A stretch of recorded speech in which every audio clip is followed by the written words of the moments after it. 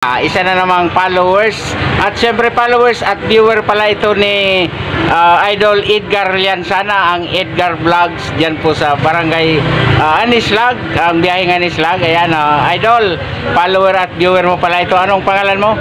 Alvin Castuera. Alvin Castuera. Ayan, isang opisyal ng Truck Drivers Philippines Incorporated. Yan, TDP. So, ayan, dito kami sa Pulanggi. Ayan. Parehas kami nagapula. At siyempre, maraming salamat sa mga members ng TDP. Ayan, yung ibang mga member ng TDP dyan. Baka naman, ipollow din kami ninyong mga jeepney driver lang. Sige. At maraming salamat dahil isa palang solid viewer ng mga jeepney driver na vlogger.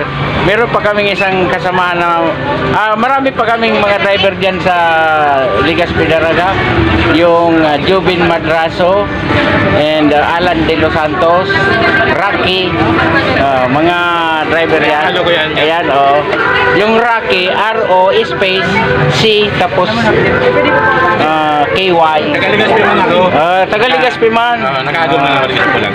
Ayan, yung nabihag ng mga magagandang mga taga-Pulangi. Basta kasi mga taga-Pulangi, yan, ma-appeal. Yan, nabibihag ang mga taga-Legazpi. Ayan, shoutout mo na yung mga dating kababayan mo sa Legazpi. Shoutout sa Indoga Boss. Pati sa mga kaiba ko sa TDP. Ayan, TDP. And ano pa yung isang Legendary Trackers.